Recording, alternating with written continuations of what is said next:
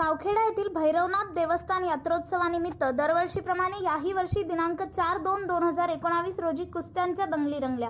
विशेष बाब म्हणजे या ठिकाणी कुस्त्यांच्या दंगलीत सहभागी होण्यासाठी तरुणी देखील मोठ्या प्रमाणावर दाखल होऊ लागले आहेत। याचेच उदाहरण आज कुस्ती शौकीनांना बघावयास मिळाले।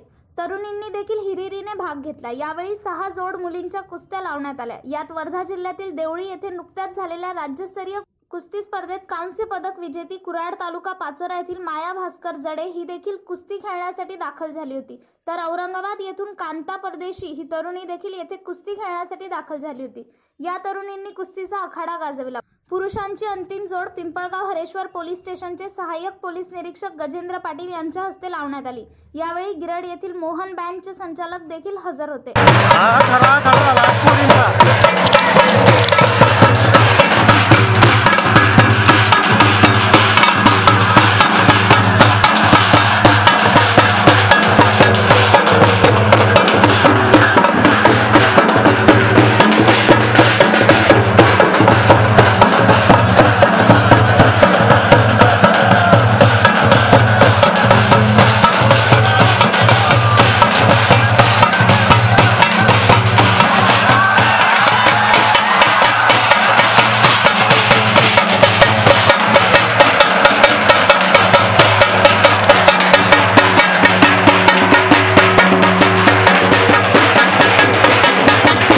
रुपये 5,000 ची होती। अंतिम विजेता दिल्ली येथील निर्मल पहिलवान हा ठरला। त्याने भैया पाटील याला अस्मान दाखवित 5,000 रुपयांचे बक्षीस आपल्या नाव केले।